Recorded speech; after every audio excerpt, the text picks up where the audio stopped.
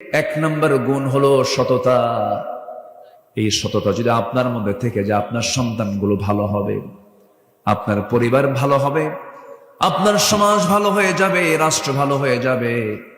এই জাতিকে ভালো করার জন্য, এই জাতির জন্য এক নম্বরে যে চারিত্রিক গুণ তৈরি করা দরকার, তার নাম হলো সততা, সত্যবাদিতা। মিথ্যা কথা বলা যাবে না। আমি একটা প্রশ্ন করব আপনাকে, বলুন তো, এই পৃথিবীতে একজন মানুষ যার জীবনে কৌতুক করে একটা মিথ্যা কথা তার মুখ থেকে কোনোদিন বের হয় নাই, তার নামটা কি বলুন? মুহাম্মদুর রাসূলুল্লাহ সাল্লাল্লাহু আলাইহি সাল্লাম। কোনদিন একটা মিথ্যা কথা তার মুখ থেকে ফসকেও বের হয় নাই। কি সতর্ক নিয়ে তিনি কথা বলেছেন, কি সজাগ থেকেছেন কথা বলতে নিয়ে। কৌতুক করে একটা মিথ্যা কথা তার মুখ থেকে বের হলো না। কোনদিন আওয়াজ দিয়ে কোনদিন হাসি দেন নাই, হেসেছেন, তার মুখটা হাস্যোজ্জ্বল ছিল, কিন্তু আওয়াজ দিয়ে কখনো হাসেন নাই। পেটে ক্ষুধা ছিল তার, কিন্তু কোনদিন পেটে ক্ষুধার কোন সিমটম মুখে তিনি প্রকাশ করেন নাই। ক্ষুধার্ত অবস্থা তিনি ছিলেন, কিন্তু মুখে দেখে তার টের পাওয়া যেত না। মাসের পর মাস চলে যেত, বাড়ির চুলাতে আগুন জ্বলতো না, কিন্তু আমার নবীজি কখনো একটা বারের জন্য কখনো মনক্ষুণ্ণ হতেন না। রাতের বেলায় সে বলতেন, আয়েশা দেখো তো কোনো খাবার আছে নাকি। নিজ হাতে গনিমতের মালগুলো বন্টন করেছেন, শূন্য হাতে ফিরেছেন বাড়িতে। শুধু সামান্য কিছু পানি পান করে রোজার নিয়ত করে পরের দিন রোজার নিয়ত করেছেন। এত কষ্ট করেছেন, কিন্তু প্রকাশ করতে দেন নাই তিনি কষ্টের মধ্যে আছেন। আমার বন্ধুগণ, আমার নবীজির সবচেয়ে বড় গুণ হলো সততা। কাফেররাও তাকে পছন্দ করত, মুশরিকরাও তাকে পছন্দ করত। মুহাম্মদ যেটাই বলুক না কেন, মুহাম্মদ সত্যবাদী, আল আমিন এই খেতাবটা দিয়েছিল কুরাইশরা, as-সাদিক এই খেতাবটা দিয়েছিল কুরাইশরা। এবং কুরাইশরা, ওই সমস্ত কাটা কাফেররা নবুয়তের আগে আমার নবীর হাতকে ব্যাংক মনে করে অনেক সোনা দানা সম্পদ তার হাতে গচ্ছিত রাখতো। যেরকম সুবহানাল্লাহ। আমরা সেই নবীর উম্মত হয়ে আমরা কি মিথ্যা কথাগুলো বলি। আমরা উঠতে বসতে মিথ্যা কথা বলি। ভাই, এই কাপড়টার দাম কত? এই গেঞ্জিটা কি দেওয়া যাবে? কত দাম? এত দাম। এত দেব? ভাই কেনাই নাই। আছে কি? আসতে কয় আছে, আছে, এগুলো বলার লোক আছে? শুধু মিথ্যা কথা বলে। মিথ্যা দিয়ে আজকে সমাজ, ব্যবসা, প্রতিষ্ঠান সবগুলো আজকে মিথ্যার সাগরে হাবুডুবু খেতেছে। বরকত পাবেন কেমনে? একজন বড় পীরের নাম এখন মনে হয়ে গেল, যিনি আসল পীরদের পীর ছিলেন, বড় আল্লাহওয়ালা ছিলেন। জিলান শহরে তার বাড়ি ছিল। আব্দুল কাদির জিলানী রাহিমাহুল্লাহ বড় আল্লাহওয়ালা ছিলেন। এই বড় আল্লাহওয়ালা যখন ছোট ছিলেন, পারিবারিক শিক্ষা ছিল তার মা সন্তানকে ডাক দিয়ে বলে, বাজান একটা কথা বলি। কি কথা? আজকে তোমাকে আমি একটা নসিহা করব। শিক্ষার উদ্দেশ্যে বাড়ি থেকে বের হচ্ছ, বাড়ি থেকে বের হয়ে চলে যাচ্ছ, দোয়া করি বড় শিক্ষাবিদ হও, বড় আলেম হয়ে যাও। বাবা, আমি তোমার জন্য দোয়া করি, কিন্তু আমি তোমার মা হয়ে তোমাকে একটা নসিহা করছি, একটা উপদেশ দিতেছি। মরার সময় পর্যন্ত কোনোদিন জিহ্বা থেকে একটা মিথ্যা কথা কখনো বলবা না, জিহ্বাকে নাপাক করবা না। যাও বাবা।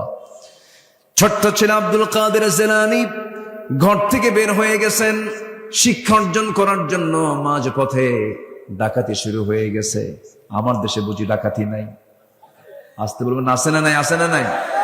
আচ্ছা, ওই যে দুজন ভাই উঠলো, ব্যাপারটা কি? ওই যে দেখেন তো, ধরেন তো, একটু তদন্ত করেন তো। উঠলো কেন? বসেন না। রাগ করতেছেন আপনারা? রাগ করতেছেন? আমি কাউকে উঠতে দেব না ভাই। আমার একটা স্বভাব কি জানেন? আমার সামনে থেকে কেউ উঠতে নিলে আমার আলোচনা হেরে যায়। তো আপনার কারণে যদি মাহফিল যদি বন্ধ হয়ে যায়, অথবা আমার আলোচনা যদি হেরে যায়, আপনি কত বড় আসামি এটা ভাবতেছেন কি আপনি? ঠিক না। আমি একটু কড়া শব্দই প্রয়োগ করে বললাম, মেহেরবানি করে কেউ আমরা উঠবো না, আর একজন লোক ওঠার চিন্তা করব না। আল্লাহ কবুল করুন। জোরে বলি আমিন। আমি তো আপনাদের মতো করে কথা বলতে পারি না। যশোরের ভাষা, খুলনার ভাষা, খুলনা অবশ্য একটু চেঞ্জ, কুষ্টিয়ার ভাষা, চুয়াডাঙ্গা মেহেরপুরের ভাষা হলো ইন্টারন্যাশনাল মানসম্মত, একদম আন্তর্জাতিক মানসম্মত। আপনাদের মতো শুদ্ধ বাংলা ভাষায় কথা বলার মতো কোন বাপের বেটা পৃথিবীতে দ্বিতীয়টা নাই। কেউ তো আলহামদুলিল্লাহ কইলেন না। জোরে বলেন না ভাই আলহামদুলিল্লাহ। তবে নোয়াখালীর ভাষাটা আরো সুন্দর, সহি নাকি? অনেক সুন্দর ভাষা আপনারা কথা বলেন। সেই সুন্দর কথা বলার জাদুঘরদের সামনে আমি ভাঙ্গা চুলা মানুষ কথা বলছে, আমার কথা কি পছন্দ হচ্ছে ভাই? পছন্দ হচ্ছে তো? সম্মানিত ভাইরা, আব্দুল কাদের জিলানী রাহিমাহুল্লাহ রওনা দিয়েছেন। ছোট্ট মানুষ, কিছু স্বর্ণ মুদ্রা তার মা তাকে দিয়েছে, স্বর্ণ মুদ্রা, সোনার মুদ্রা দিয়েছে। আব্দুল কাদের জিলানী রওনা দিয়েছেন, চোখের সামনে ডাকাতি চলতেছে, যার কাছে যা কিছু পায় সবকিছু নিয়ে চলে যাচ্ছে ডাকাতরা। এবার তাল পড়ে গেছে, আব্দুল কাদেরের তালে পড়ে গেছে। সবাই তাকে জিজ্ঞাসা করছে, এই ছেলে তোমার কাছে কি আছে? পকেটের মধ্যে যা কিছু ছিল, ব্যাগে যা কিছু ছিল, সব কিছু তাদের সামনে ওপেন করে দিয়েছে কিচ্ছু বলার আগেই। ডাকাতরা বলছে, তুমি ছোট মানুষ, যা চাইলাম সব বের করে দিলে। সহজে তো এরকম করে কেউ বের করে দেয় না, বহু চাপ দিয়ে বের করে নিতে হয়, মিথ্যা কথা বলে। কিন্তু সত্য কথা, তুমি যা বলেছো তুমি তাই সবকিছু বের করে দিলে, কারণটা কি? আব্দুল কাদের বলছে, আমার মার নাসিহা হলো মৃত্যুর দিন পর্যন্ত আমার মুখ থেকে যখন যেন একটা মিথ্যা কথাও যেন কখনো না বের হয়। তাহলে শিক্ষা কি শুধু স্কুলে না বাড়িতেও আছে? শিক্ষা কি শুধু স্কুলে না মাদ্রাসায় না বাড়িতেও আছে? বাড়িতেও আছে। এক রাজা তার মেয়েকে বিয়ে দিয়েছে, উচ্চ শিক্ষিত দেখে, অনেক শিক্ষিত একটা ছেলে তাকে দেখে বিয়ে দিচ্ছে। বিয়ে দেওয়ার পর রাজা লক্ষ্য করে দেখে, আমার মেয়েকে, আমার কন্যাকে বিয়ে দিলাম শিক্ষিত লোক দেখে, কিন্তু এত জুতার দিক তাকায় কেন? নতুন জামাই শুধু কিসের দিকে তাকায়? জুতার দিকে নজর। তো তার অ্যাসিস্ট্যান্টকে বললো, দেখো তো ওর গোষ্ঠী একটু উদ্ধার করে দেখো তো, ওর গোষ্ঠী কি?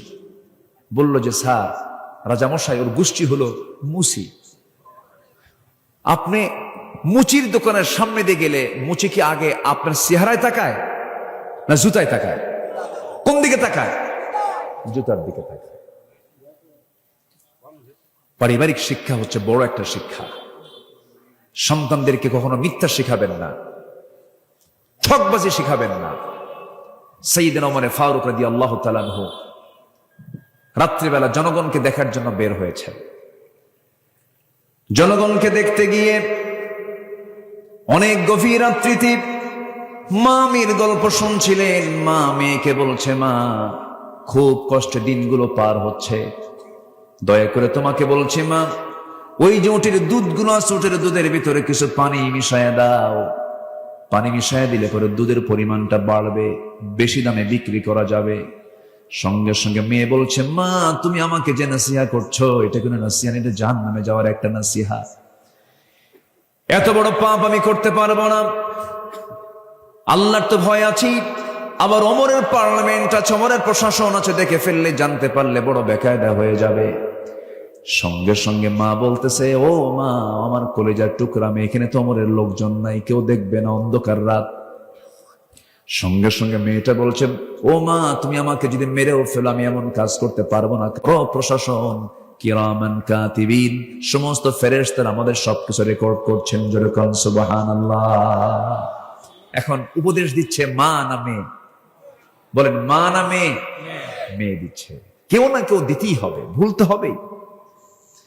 আমার বন্ধুগণ, এই দুইটি কথা, মার কথা মেয়ের কথা, দুজনের কথা শুনে আব্দুল কাদের জিলানী বাড়িতে চলে গেলেন। স্ত্রীকে ডাক দিয়ে বলছেন, স্ত্রী আমার ছেলের জন্য বহুদিন যাবত মেয়ে খুঁজতেছিলাম, ভালো মেয়ে পাবো কোথায়? ভালো মেয়ের সন্ধান পেয়ে গেছে রাতের বেলা। বউ বলছে, রাতের বেলা কার বাড়িতে গেলেন? যাওয়া লাগে নাই। ঘরের দেওয়ালে কান পেতে, দেওয়াল ঘেসে ঘেসে দাঁড়িয়ে থেকে কান পেতে পেতে মা মেয়ের গল্প শুনলাম। মেয়েকেও দেখি নাই, মেয়ের বংশও দেখলাম না, মেয়ের অবস্থাও দেখলাম না, বাপ মার অবস্থাও দেখলাম না। যে মেয়ের মুখ থেকে প্রকাশ পেয়ে যায়, সবচেয়ে বড় সাক্ষী হলো আমার আল্লাহ রাব্বুল আলামিন। সে আল্লাহকে সাক্ষী রেখে কোনো ভুল করা যাবে না। অবশ্যই তুমি কালকে সকালে চলে যাবে, ওই দুধ বিক্রেতার মেয়ের সঙ্গে আমার ছেলের বিয়ে হয়ে যাবে। জোরে কোন সুবহানাল্লাহ। সবকিছুই হলো সততা। সব কি বলেন তো? সততা। সততা নিয়ে চলবো আমরা। মিথ্যার ধারে পাশে আমরা যাব না। সবাই রাজি আছেন তো ইনশাআল্লাহ?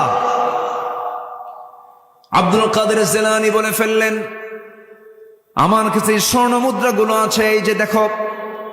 ডাকাত ছোট্ট বাচ্চার চেহারার দিকে তাকায় বলতেছে, সন্তান রে, আমার বাড়ি তোর সন্তান আছে রে, আমার পরিবারও ছেলে মেয়ে আছে, তোর উত্তম কথা, তোর উত্তম আচরণ, তোর মার নাসিহা আমাদের দিলের মধ্যে পরিবর্তন আনতে বাধ্য করলো। ডাকাতির পথ ছেড়ে দিলাম, তোর পথ আমরা ধরলাম। জোরে বলুন সুবহানাল্লাহ। ভাইরে, একটা জাতি যদি সত্যবাদী হয়, সে জাতির ডেভেলপমেন্ট অন্য ধরনের। আমরা সত্যবাদী হব।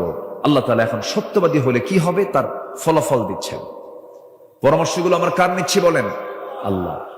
আল্লাহ রাব্বুল আলামিন সূরাতুল আহজাবের পরের আয়াতে বলছেন, আয়াত যদিও শেষ কিন্তু কথা শেষ হয় নাই।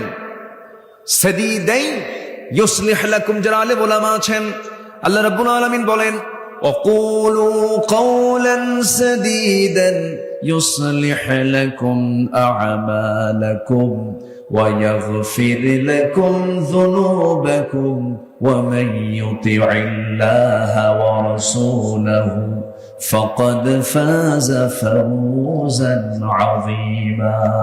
জোরে বলুন আল্লাহু আকবার। সততা নিয়ে যদি চলতে পারো, সততা নিয়ে যদি তোমার জীবনটাকে সাজাতে পারো, তাহলে আমি আল্লাহ রাব্বুল আলামিন তোমার জীবনে যত আমল তুমি করেছো, সে আমলের মধ্যে যদি কোনো ভুল হয়ে থাকে, সমস্ত ভুলগুলোকে আমি সংশোধন করে তোমার তামাম জিন্দেগীর সমস্ত গুনাহগুলো আমি আল্লাহ রাব্বুল আলামিন মাফ করে দেব। তাহলে গুণের কথাও আল্লাহ বললেন, আবার ওই গুণ অর্জন করলে কি বান্দাকে আল্লাহ পুরস্কার দিবেন তার কথাও সঙ্গে সঙ্গে কে জানায় দিলেন? আল্লাহ জানায় দিলেন। তাহলে গুনাহ মাফ হয়ে যাবে কোন কাজ করলে? বলেন বলেন বলেন। সত্য কথা বললে। কোন কাজ করলে পরে আল্লাহ রাব্বুল আলামিন আমাদের ভুল আমলগুলো ঠিক করে দিবেন? বলেন কোন কাজ করলে পরে? বলেন সত্য কথা বললে পরে। তাহলে এক নাম্বার পয়েন্ট আমরা মোটামুটি হজম করে ফেললাম, সেটা হলো জীবনে এই জিহ্বা দিয়ে কখনো একটাবারের জন্য আমরা মিথ্যা কথা বলবো না। কেউ ইনশাল্লাহ বলেননি কিন্তু? আরো জোরে, আরো জোরে, আরো জোরে। এক সাহাবী নবীর কাছে এসে বলছেন, ইয়া রাসূলুল্লাহ, আমাকে একটা আমল দেন। রাসূল বলেন, মিথ্যা কথা বলবো না, যাও। তাহলে ওয়াস রাসূল কয়টা করেছেন বলেন তো? বলেন কয়টা? এক সাহাবী এসে বলছেন, হুজুর আপনি আমাকে একটা আমল, আমাকে কিছু আমল দেন, আমাকে কিছু নসিহা করুন। রাসূল বলেন, তুমি একটা আমল করবা, কি? মিথ্যা কথা বলবা না, যাও। ওয়াজ শেষ। মানুষ ভালো হওয়ার জন্য 2 ঘন্টা ওয়াজ লাগে? 2 ঘন্টা ওয়াজ লাগে না। এই যে একটা পয়েন্ট বললাম, এটা শুধু যদি আপনি ফলো করেন, আল্লাহর কসম, যে জিহ্বায় মিথ্যা নাই, ওই জিহ্বা জাহান্নামে যাবে না, যাবে না, যাবে না, যাবে না জাহান্নামে। ওই জিহ্বাকে আল্লাহ জাহান্নামে ফেলবেন না, কখনোই না। আমার আপনার দোয়া 100% কবুল হবে যখন আপনার জিহ্বা গড়ে উঠবে সত্য কথা দিয়া। আপনি যা বলবেন তাই কবুল হবে। শর্ত হলো ওই জবানে কোনোদিন মিথ্যা কথা আনা যাবে। কিন্তু ফোন এখন তো চলে আসছে, এই ফোনের যুগে ফোন দিলে, ভাই আপনি কোথায়? বলেন তো কোথায়? 4th আসমান, অনেকে 7ম আসমানেও যায়। আছে কিনা বলেন? আছে। ঘরের কোনায় থেকে বলে আমি 7ম আসমানে আছি। এই মিথ্যাগুলো আমরা অহরহ অবলীলায় বলে ফেলছি, যেন একটা যোগ্যতায় পরিণত হয়ে গেছে মিথ্যা কথা বলা। মিথ্যা বলা কোনো যোগ্যতা নয়। মিথ্যা মানে হলো জাহান্নামের দরজার কাছে গিয়ে দাঁড়িয়ে থাকা। ঠিক কিনা বলেন? মিথ্যা, আল কিযবু উম্মুল খাতিআত, মিথ্যা হলো সকল পাপের মা। সকল পাপের মা কি? মিথ্যা। আমরা ছেড়ে দেব। রাগ করতেছেন মনে হয়? আচ্ছা, এই কথাগুলো কি বলার দরকার আছে? 16 বছর তারা যে কথাগুলো বলেছে, যে মিথ্যা রায়গুলো দিয়েছে, যে রায়গুলো দিয়েছে, সবগুলো কি সত্য না মিথ্যা বলেন তো? শুধু মিথ্যা, নির্জলা মিথ্যা। আল্লামা সাঈদীর একটা মামলায় সাক্ষী সাঈদীর বিরুদ্ধে সাক্ষী দিতে এসেছে। সে সাক্ষীর জন্ম হলো 79, জন্ম হলো 76, আর ঘটনা হলো 71। তাহলে 71 সালের ঘটনা, তার সাক্ষীর জন্ম হলো 76-এ, তাহলে 5 বছর পরে জন্ম নিয়ে সে 71 সালের ঘটনা দেখছে। কি কথা কি বুঝতেছেন আপনারা? সে হলো ওই মামলার সাক্ষী। দেখলো কেমনে? দেখলো হলো রুহের জগৎ থেকে। কিসের জগৎ থেকে? আর সেইগুলো সাক্ষীকে নিয়ে সাজানো পাতানো যে রায়গুলো দিয়েছে, তারই আজকে পরিণতি ভোগ করছে তারাই পরিণতি ভোগ করছে। অর্থ দিয়ে শান্তি হয় না, টাকা দিয়ে শান্তি হয় না, সম্পদের মালিক হয়ে শান্তি হয় না। যদি প্রশ্ন করা হয় এই দেশের এখন 1 নম্বর ধনীকে, নাম চলে আসবে বেক্সিমকো গ্রুপের মালিক সালমান এফ রহমান। এই সালমান এফ রহমান 5 আগস্টের পরবর্তী কোথাও জমিনের কোথাও তার থাকার জায়গা নাই। গোটা পৃথিবীর সমস্ত জায়গা তার জন্য অচল হয়ে গেছে, থাকতে পারছে না। মুখের দাড়িটা কেটে ফেললো। বলেন তো, আমরা যে দাড়িটা রেখেছি, আমাকে যদি মেরেও ফেলা হয়, আমরা কি দাড়ি কাটবো? দাড়ি কাটবো, কারণ এই দাড়িটার সঙ্গে জড়িত হচ্ছেন মুহাম্মদ সাল্লাল্লাহু আলাইহি ওয়াসাল্লাম। বাঁচার জন্য এই সালমান এফ রহমান দাড়িটা কাটছিল, জানেন না আপনারা? দাড়ি কাটছে, মাথার চুল সাদা কালো বানাইছে, সাদা পাঞ্জাবি খুলে, সাদা পাজামা খুলে লুঙ্গি আর গেঞ্জি পরছে। আইনমন্ত্রীকে সাথে নিয়ে আবার ভুল করে নৌকায় চড়ছে। ভুল করে কোথায় চড়ছে? নৌকায় চড়ছে। পার আর হতে পারে নাই, কোস্টগার্ড ধরে ফেলছে। আইনমন্ত্রীকে চিনে ফেলছে। স্যার চলেন, থানায় চলেন। আমি কি একা আসছি?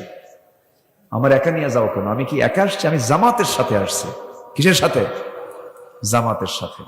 তো বললো যে কি আপনার সাথে আসছে? ওই যে দেখো, লোকটাকে দেখা যায় না তো, চেনা যায় না তো, ভালো করে দেখো, ওটাই দরবেশ। ওটা কে? দরবেশ। যারা আলেমদেরকে বেইজ্জত করতে চেয়েছিল, সত্যপন্থীদেরকে যারা লাঞ্ছিত করতে চেয়েছিল, আল্লাহ ওদেরকে উলঙ্গ করে জাতির সামনে তাদেরকে লাঞ্ছিত করে ছেড়েছেন। কারণ সম্মান নিয়ে খেলবেন না, আপনি নিজে অপমানিত হবেন। সম্মানিত ভাইয়েরা, সম্মানিত বন্ধুগণ, আমরা এই 54 বছরে বহু নেতৃত্ব দেখেছি। সব নেতৃত্বের স্বাদ আমরা নিয়েছি। আমরা আগামীর নেতৃত্ব দেখতে চাই হলো কোরআনের নেতৃত্ব, ইসলামের নেতৃত্ব। আগামীর দিন আমাদের বাংলাদেশের জন্য হতে হবে ইসলামের দিন, কোরআনের দিন। আইয়ুবের শাসন দেখেছি, মুজিবের ভাষণ শুনেছি। কি শুনছি কিনা বলেন? আইয়ুব শাসন করেছেন, মুজিব ভাষণ দিয়েছেন, জিয়া খাল কেটেছেন, চাচা এরশাদের তাল বেতাল উনি দেখিয়েছেন। আর 16 বছরে শুধু এই বাকি সময়গুলো আমরা দেখছি হরতাল আর হরতাল। সব দেখা শেষ। আগামীর বাংলাদেশকে আমরা সাজাতে চাই কোরআনের বাংলাদেশ দিয়ে। রাজি আছেন কারা কারা? হাত উঁচু করে দেখান মুসলমান।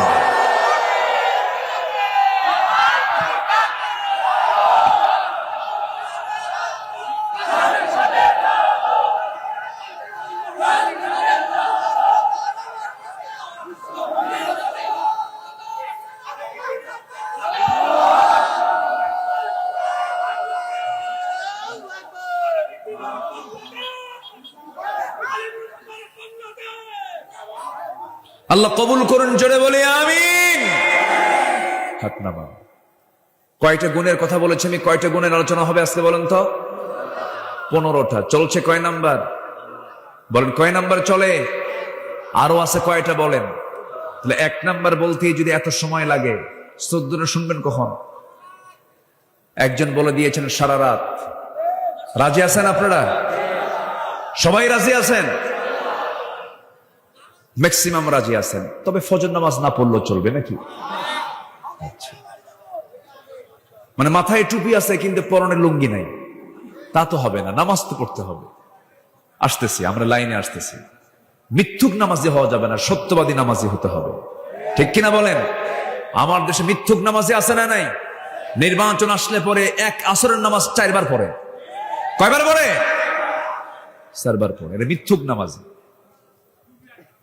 টুপি একটা নতুন করে নেয় নাকি? টুপিটা নেয়। ওগুলো বাদ, ওগুলো মিথ্যুক, ওগুলো প্রতারক, ওগুলো ধান্দাবাজ, সন্ত্রাসী, চাঁদাবাজ, ঠিক কিনা? আমরা সততা নিয়ে চলতে চাই, জোরে বলি ইনশাআল্লাহ। কষ্ট পাচ্ছেন নাকি আপনারা? একটু ধমক টমক দিলে মনে রাগ করেন নাকি? কিন্তু হক কথা তো একটু ধমক দিতেই হবে। আমি আপনাকে ধমক দিচ্ছি না, বাতিলকে ধমক দিচ্ছি আমি। সম্মানিত ভাইয়েরা, নাম্বার 2 হচ্ছে ইমানদারদের, মুমিন বান্দাদের চারিত্রিক গুণাবলীর 2 নম্বর হচ্ছে আমানতদারিতা। আমানত ঠিক রাখতে হবে। কি ঠিক রাখতে হবে বলেন তো? স্বামীর কাছে স্ত্রী কি? দেখেন আস্তে আস্তে কয়, আরো জোরে। আচ্ছা, স্বামীর কাছেই শুধু একমাত্র স্ত্রী কি? আমানত। তাহলে স্বামীর দায়িত্ব হলো সেই বউকে হুন্ডার পিছনে উঠে গোটা যশোর দেখানো নাকি? এটা কি আমানত না খেয়ানত? এরকম খেয়ানত মার্কা স্বামী আছে? আসতে বলবেন না, আছে না নাই? হুন্ডার নাম হচ্ছে R15। হুন্ডার নাম কি? R1 নাকি কয়? R15। সে হুন্ডার ড্রাইভিং সিট হলো আন্ডারগ্রাউন্ড, একদম নিচতলা, ওরা দেখাই যায় না। আর প্যাসেঞ্জার সিট হলো 3 তলায়, একদম সব দেখা যায়। তো আন্ডারগ্রাউন্ড সিটে স্বামী ড্রাইভিং সিটে বসলো, আর বউকে বলল তুমি 3 তলায় বসো। বোরকা নাই, চুলটা ছেড়ে দেওয়া, ঠোঁটটা আঁকানো, ঠোঁটটা লাল লিপস্টিক দিয়ে আঁকানো, চোখ মুখে আশকারা মাস্কারা, হাই হিল, এগুলো পরে একটি গরম সেন্ট লাগায়া যেন আশপাশ যেন সাইক্লোন হয়ে যায়। হুন্ডায় চড়ালো। হুন্ডার যদি আওয়াজ না হয় তাহলে তো কারো নজর পড়বে না। হুন্ডার পাইপ যেদিক দিয়ে ধোঁয়া বের হয় ওটাকে কি বলে? Cylinder pipe. যেটা ওই পাইপটা মেকারকে গিয়ে বললো এটা খুলে দে। খোলার পরে আওয়াজটা কি শুধু আওয়াজ না মহা আওয়াজ? একটা বড় আওয়াজ, বিকট ভটভট একটা আওয়াজ হয়। বউ তুলছে 3 তলায়, ও আছে নিচতলায়। সিলিন্ডার পাইপ খুইলা এমন একটা আনমানছে রাজগঞ্জ বাজার থেকে একদম পুলের হাট পর্যন্ত, পুলের হাট থেকে একদম সেই কি বলে বেনাপোল পর্যন্ত, বেনাপোল থেকে আবার টান দিয়ে চলে গেছে একদম সাসরার মোড় পর্যন্ত। দেখায় দিল জাতিকে, আমার বউ তোমরা দেখো, এটা আমার শুধু বউ না, জাতীয় সম্পদ। যেরকম নাউজুবিল্লাহ, যেরকম নাউজুবিল্লাহ। এরকম চরিত্রহীন লম্পট স্বামী আছে না নাই? এগুলো বাদ দাও। বউটাকে সুন্দর করে প্যাকেট করো। প্যাকেট মানে আবার মানে এটা যন্ত্রণা না, এটা হচ্ছে বোরকায় রাখো, পর্দায় রাখো। আমাদের শব্দ চয়নে কোথাও যদি কোনো একটু ভুল টুল হয়, দেখেন না যে ক্যামেরা কিরামুন কাতিবিন কেমনে আছে দেখেন না? এখন এই শব্দটা যদি কেটে ফেলে যে প্যাকেট করো, তাহলে তো মনে করেন কাম ছাড়া। তো এই পর্দা ছাড়া নারীর সম্মান, মর্যাদা, সম্ভ্রম কখনো অন্য কোনো পথে রক্ষা হতে পারে? মেয়েদের সম্মান মর্যাদা আছে হলো পর্দার মধ্যে। কিসের মধ্যে বলেন? পর্দার মধ্যে। মুক্তা থাকে কিসের পেটে বলেন তো?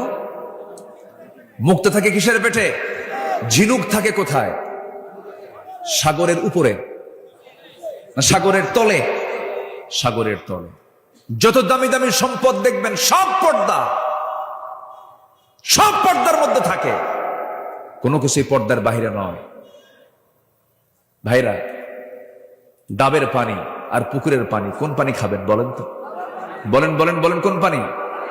ডাবের পানিতে মুখ দেয় কয়জন? বলেন কয়জন?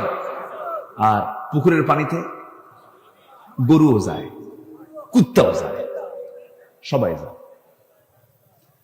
আপনার বউটাকে আপনি ডাবের পানি বানান, শুধু আপনি মুখ দিবেন, আপনি নজর দিবেন, পৃথিবীর কোন পুরুষের নজর তাকে স্পর্শ করবে না। নিজের চরিত্রকে সুন্দর রাখুন, শুধু নিজের বউয়ের দিকে তাকান, দেখবেন আপনার স্ত্রী হয়ে গেছে গোটা পৃথিবীর শ্রেষ্ঠ নারী। আর যদি সব দিকে নজর দেন, কুত্তার মুখ কি এক জায়গায় না সব জায়গায়? বলেন তো, এক জায়গায় না সব জায়গায়? সব জায়গায়। কুকুরের মতো যদি হন, তখন আপনি শান্তি পাবেন না, স্বস্তি পাবেন না। একদিকে তাকান আপনি, এক যুবক বিয়ে করছে, 3 দিন পর মন খারাপ। এই তোমার মন খারাপ কেন? নতুন বউ ঘরে, তোমার নতুন মন খারাপ কেন? সুমনের বউ দেখতে এত সুন্দর। দেখছেন নজরে গেছে সুমনের বউর দিকে। তাহলে অন্যের বউর দিকে নজরে গেলে কি নিজের বউ সুন্দর হয়? সুন্দর হয় না। আপনি যদি নিজে প্রশান্তি পেতে চান, ইসলামকে মেনে চলতে হবে, চোখটাকে কন্ট্রোল করতে হবে, আমানতকে রক্ষা করতে হবে, চোখের আমানতদারিতে রাখতে হবে। দেখবেন দুনিয়াটা আপনার জান্নাতের টুকরা হয়ে গেছে। আমানতদারিতা এক জায়গায় না সব জায়গায়? আসতে বলে, এক জায়গায় না সব জায়গায়? সব জায়গায় আমানতদারিতা রক্ষা করতে হবে। আল্লাহ রাব্বুল আলামিন বলেন, ইন্নাল্লাহা ইয়া'মুরুকুম আন তু'আদ্দুল আমানাতি ইলা আহলিহা ওয়া ইযা হাকামতুম বাইনান নাসি আন তাহকুমু বিল আদল ইন্নাল্লাহা নি'মা ইয়া'ইযুকুম বিহি। আল্লাহ রাব্বুল আলামিন তোমাদেরকে আমানতকে পূরণ করার জন্য দায়িত্ব দিয়েছেন। আমানতের খেয়ানত করা যাবে না। ইমানদারদের যত গুণ আছে এর মধ্যে শ্রেষ্ঠ গুণ হলো ওয়াল্লাযীনা হুম লিআমানাতিহিম ওয়া আহদিহিম রাউন ওয়াল্লাযীনা হুম আলা সালাওয়াতিহিম ইউহাফিযুন উলাইকা হুমুল ওয়ারিসুন الذين يرثون الفردوس هم فيها خالدون। জোরে বলুন আল্লাহু আকবার। ইমানদার তো তারাই যারা আমানতকে রক্ষা করবে, আমানতের খেয়ানত করবে না, ওয়াদা করবে, ওয়াদা ভঙ্গ করবে না, নামাজের ব্যাপারে যত্নশীল হবে। ওই সমস্ত বান্দার ব্যাপারে আল্লাহ রাব্বুল আলামিন বলছেন, আমি আল্লাহ রাব্বুল আলামিন তাকে নিজ হাতে তাকে জান্নাতুল ফিরদাউসের মালিক বানায় দেব। জোরে বলি সুবহানাল্লাহ। আমানতদারিতা কি? রাষ্ট্র যিনি পরিচালনা করেন, রাষ্ট্র তার কাছে একটা বড় আমানত। যিনি অন্যের জায়গায় চাকরি করেন, ব্যবসা তার কাছে একটা আমানত। মালিকের অধীনে চাকরি করছেন, এটা তার জন্য বড় একটা আমানত। প্রত্যেকটা জায়গায় এমন আমানত রক্ষা করে চলতে হবে। লা ঈমানা লিমান লা আমানাতা লাহ।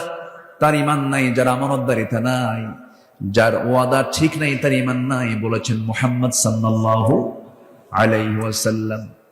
রাষ্ট্র ক্ষমতা যে লোকের হাতে চলে যাবে তার কাছে বড় একটা আমানত। ওমরে ফারুক রাদিয়াল্লাহু তাআলা আনহু যতদিন শাসন করেছেন, তার রাষ্ট্র তিনি পরিচালনা করেছেন। ইতিহাসে পাওয়া যায় যখন তিনি ক্ষমতার মসনদে বসলেন, সেই সময় থেকে শুরু করে নিয়ে মৃত্যুর দিন পর্যন্ত কোন রাত তিনি তার পিঠটাকে বিছানার সঙ্গে আলিঙ্গন করার সুযোগ পান নাই। কোন রাত তার ঘুম হয় নাই। ক্ষমতায় যখন আসেন তখন তিনি সুঠাম দেহের অধিকারী ছিলেন।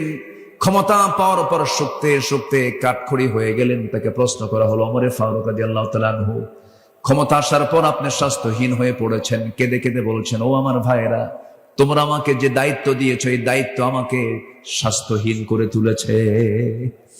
আমার ঘুম হয় না। রাতের আধারে তিনি কি করতেন? মাঝে মাঝে জনগণকে দেখতে যেতেন। দেখতে যখন যেতেন মাঝে মাঝে তিনি খালি পায়ে যেতেন, জুতো পায়ে তিনি হাঁটতেন না। রাস্তায় থাকতো পাথর, পাথরের রাস্তায় তিনি জুতো পায়ে হাঁটতেন না, কারণ জুতার সঙ্গে পাথরের যখন ধাক্কা লাগবে একটা শব্দ হবে। ওই শব্দে যদি আমার নাগরিকেরা যদি গভীর রাতের ঘুম যদি নষ্ট হয়ে যায়, কিয়ামতের দিন আমাকে আল্লাহ তাআলা আসামির কাঠগড়ায় দাঁড় করাবে। কি চেতনা তাদের মধ্যে লালন হয়েছে! জনগণকে চুল পরিমাণ তারা কোনো কষ্ট দেন নাই। রাষ্ট্র একটা তাদের কাছে আমানত ছিল। প্রত্যেক রাত্রি তিনি নামাজ পড়াতেন। নামাজ পড়াইয়া তিনি মসজিদে নববী থেকে আস্তে করে বের হতেন। স্ত্রীকে ডাক দিয়ে বলতেন, স্ত্রী আমার খাবার দাবার দিয়ে দাও, আমি বাইরে বের হয়ে যাব। রাত যখন গভীর হয়ে যেত জনগণকে দেখার জন্য তিনি বের হতেন। কোন একটা রাতের আধারে তিনি ঘর থেকে বের হলেন। বের হয়ে প্রথমেই একটা বাড়ির সামনে গিয়ে দাঁড়ালেন। চিৎকার আওয়াজ করে কান্নাকাটি করছে বাচ্চারা। বাচ্চা কেন কাঁদে? সামনে দাঁড়ায় বলছেন, ও বাচ্চারা, মা সন্তানগুলো কেন কাঁদে? কি জন্য কাঁদে? কান্নার কারণটা কি? ভিতর থেকে আওয়াজ আসছে, বিধবা মানুষ, আমার স্বামী দুনিয়া থেকে বিদায় নিয়েছে, ঘরে একমাত্র পানি ছাড়া কোনো খাবার নাই। ওমরে ফারুক নিজেকে আসামি মনে করলেন, আহারে কি এমন কথা হলো, কেমন আচরণ হলো এটা। চলে গেছেন খাদ্য গুদামে, এক বস্তা আটা নিজের পিঠে বহন করে নিয়া বিধবার বাড়িতে পৌঁছায় দিয়ে বললেন, আবার যখন আটা ফুরে যাবে আমাকে বলবো, অমর তোমার বাড়িতে আবার নিজ কাঁধে করে তোমার বাড়িতে দিয়ে যাবে। আরেক বাড়ির সামনে চলে গেলেন, ভিতর থেকে কান্নার আওয়াজ, বড় একজন মহিলা মানুষ কাঁদতেছে। জিজ্ঞাসা করলেন, কান্নার হেতুটা কি, কান্নার কারণটা কি? ডেলিভারির যন্ত্রণা শুরু হয়ে গেছে, প্রসব বেদনা শুরু হয়ে গেছে, বাচ্চা হচ্ছে না কেন? ধাত্রী নাই, ধাত্রী ছাড়া বাচ্চা প্রসব হবে কেমনে? ওই গভীর রাত্রিতে তিনি কাকে ডাক দিবেন? লোক পেলেন না, সোজা চলে গেছেন বাড়িতে। বউকে ডাক দিয়ে বলছেন, আসসালামু আলাইকুম, আমার স্ত্রী, আমি তোমার সামনে দাঁড়াইছি, তোমার কাছে একটা কামনা আমার, আশা করি তুমি এটাকে মানা করবা না, প্রত্যাখ্যান করবা না। আমি কিন্তু কখনো নিজেকে শাসক মনে করি না, আমি জনগণের খাদেম, তুমিও জনগণের খাদেম, আর তুমি আমার স্ত্রী। আমি তোমার কাছে করজোরে মিনতি জানাই, আমার সঙ্গে তোমাকে যেতে হবে, বোরকা পড়ো, চলো আমার সঙ্গে। একজন মহিলার বড় বেকায়দা, ওই মহিলার বাড়ির সামনে গিয়ে দাঁড়ালেন। কান্নার আওয়াজ শোনার পর তিনি বলছেন, শোনো আমার স্ত্রী, ঘরের মধ্যে একটা মহিলা, পেটে বাচ্চা, ডেলিভারি হয় না, বড় কষ্ট পাচ্ছে। আল্লাহ না করুন, আল্লাহ না করুন, ডেলিভারির যন্ত্রণা সহ্য করতে না পেরে যদি, ধাত্রীর অভাবে যদি এই সন্তান সহ তার মা মারা যায় অথবা একজন মারা যায়, কিয়ামতের দিন আমি ওমর, আমাকে খুনির কাতারে আল্লাহর সামনে দাঁড় হতে হবে। এই কথা বলার সঙ্গে সঙ্গে স্ত্রী চলে গেলেন ভিতরে, স্ত্রীকে পাঠায়া দিলেন। আবার তিনি সেখান থেকে বের হয়ে পড়লেন জনগণকে দেখার জন্য। নীরব রাত্রি, কেউ নাই তার পাশে, ছোট্ট একটা লাঠি নিয়ে একা একা চলছেন। সামনেও প্রোটোকল নাই, পিছনে প্রোটোকল নাই, কারণ ইমানদার বান্দার সবচেয়ে বড় প্রোটোকল হলো একমাত্র, কেবলমাত্র, শুধুমাত্র কে? আসতে বলবেন না, তিনি কে? তিনি কে? সাইয়্যিদনা ওমর ফারুক রাদিয়াল্লাহু তাআলা আনহু একা একা হাঁটছেন, আল্লাহর কালাম তেলাওয়াত করছেন। এই পৃথিবীতে যত মজার কিছু আছে, সবচেয়ে মজার কিছু হলো, মজার বিষয় হলো কোরআন তেলাওয়াত করা। যে কোরআন তেলাওয়াতে একবার মজা পেয়েছে, পৃথিবীর কোন সুরে সে মজা পাবে না। আমার বন্ধুগণ, চেষ্টা করবেন প্রত্যেকটা দিন শুরু করবেন, দিনটা শুরু করবেন কোরআন তেলাওয়াত দিয়া। আল্লাহর কসম করে বলে যাচ্ছে আমার ভাইরা, কোরআন সাক্ষী রেখে বলছি, যে ঘরে, যে পরিবারে, যে দেহে প্রত্যেকটা দিন কোরআন তেলাওয়াতের চর্চা হয়, আল্লাহর কসম বড় জটিল কোন রোগ ওই বাড়িতে, ওই দেহে ঢুকতে পারে না। সাইয়্যিদনা ওমর ফারুক রাদিয়াল্লাহু তাআলা কোরআন তেলাওয়াত করছেন আর একাকী ঘুরছেন। ঘুরতে ঘুরতে ঘুরতে ঘুরতে দেখেন ছোট্ট একটা নিঝুম পল্লীতে ছোট্ট একটা কুড়ে ঘর, খেজুর পাতার বানানো বেড়ার ঘর, উপরে সাউনেটাও বেড়ার। ছোট্ট একটা ঘরের ভিতর থেকে গুনগুন গুনগুন করে কে যেন একটা গান গাচ্ছিল, বিরহের গান গাচ্ছিল, পুরুষকে পাওয়ার জন্য গান গাচ্ছিল। এমন জাতীয় গান আছে না, এমন জাতীয় গান যখন গাচ্ছিল, সাইয়্যিদনা ওমর ফারুক রাদিয়াল্লাহু আনহু মনে মনে চিন্তা করলেন, এমন একটা ইসলামী জনপদে, ইসলামী রাষ্ট্রের ভিতরে কোন মহিলার এত বড় সাহস, এত গভীর রাত্রিতে আল্লাহর কালাম তেলাওয়াত না করে, তাহাজ্জুদ নামাজ না পড়ে গুনগুন করে বিরহের গান গায় কে? তিনি এটাকে মাইন্ডে নিলেন। দরজার কাছে গিয়ে একটা বড় আওয়াজ দিয়ে বলছেন, ভিতরে কোন মহিলা আছো? কে গান গাচ্ছ? তাড়াতাড়ি দরজা খোলো। আওয়াজ বন্ধ হয়ে গেল। মহিলা ভয় পেয়ে গেলেন, কে যেন ডাকতেছে, দরজা খুলছেন না, কেউ নাই, ঘরের মধ্যেও কেউ নাই। সাইয়্যিদনা ওমর ফারুক দরজায় করাঘাত করলেন, দরজা খুলতেছে না। এবার তিনি করলেন কি, পিছন দিক থেকে ইতিহাস বলছে সেই খেজুর পাতার বানানো বেড়াটা টান মারলেন, ভিতরে ঢুকলেন। সামনে প্রদীপ জ্বালানো, একজন মহিলা মাথায় কাপড় দিয়ে পর্দার নিয়ম রক্ষা করে দাঁড়ায় আছে। সাইয়্যিদনা ওমর ফারুক বলছেন, ও মহিলা, তুমি এমন করে গুনগুন করে গান গাও কেন? তুমি কি জানো ইসলামী জনপদ? মহিলা বলছে, আমি গুনগুন করে গান গিয়েছি, এটা আমার একটা অপরাধ, কিন্তু আপনি আমার ঘরের মধ্যে ঢুকে একটা, দুইটা নয়, তিনটা নয়, চারটা বড় অপরাধ করে ফেলেছেন। সাইয়্যিদনা ওমর ফারুক বললেন, কি অপরাধ করেছি বলো? নাম্বার 1 হলো, ঘরের মধ্যে ঢুকবেন, অনুমতি তো আপনি পান নাই, সালামও দেন নাই। কোরআন বলছে, লা তাদখুলু বুয়ুতান গায়রা বুয়ুতিকুম হাত্তা তাস্তানিসু ওয়া তুসাল্লিমু আলা আহলিহা। কারো বাড়িতে প্রবেশ করতে যাও না সালাম না দেওয়া পর্যন্ত, অনুমতি না পাওয়া পর্যন্ত। সালাম দিলেন না, অনুমতিও নিলেন না। আপনি ঘরের মধ্যে ঢুকলেন, বেড়াটা ছিনলেন, বান্দার সম্পদ নষ্ট হয়ে গেল। আমি একজন পরনারী, আপনি একজন পরপুরুষ, আমার পর্দার একটু হলেও খেলাফ হয়ে গেল। এই যে ভুলগুলো আপনি করলেন, আমি আপনাকে ছাড়বো না। সাইয়েদনা ওমর ফারুককে মহিলা চিনতে পারে নাই। ওমর ফারুক বলেছেন, ও মহিলা তুমি কি করবে? শুধু সূর্য উদয় হবে, সকালবেলা হয়ে যাবে, আমি ওমর ফারুকের বিচারালয়ে গিয়ে, সেই কোর্টে গিয়ে আমি আপনার বিরুদ্ধে মানহানির মামলা দেব। এই কথাটা কার সামনে বলে? বলেন, কার সামনে বলতেছে? মামলা দিয়ে দেব, আমি আপনাকে ছাড়বো না। সাইয়েদনা ওমর ফারুক বলছেন, যার আদালতে মামলা দিবা সে ওমর নামটা তুমি চিনো নাকি? হ্যাঁ, খুব ভালো শাসক। এবার ওমর ফারুক বলছেন, আমার জানা মতে ওমর তো খুব একটা ভালো মানুষ না। নিজের কথা কি ভালো বলা যায় নাকি? ভালো তো বলাও যায় না। ওমর লোকটা তো তেমন একটা ভালো নয়। এই কথা শোনার সঙ্গে সঙ্গে তেলে বেগুনে খেপে ওঠে। মহিলা বলছে, দোষ আরেকটা যোগ হলো। দোষ আরেকটা কি হলো? যোগ হলো, ছাড়বো না আপনারে।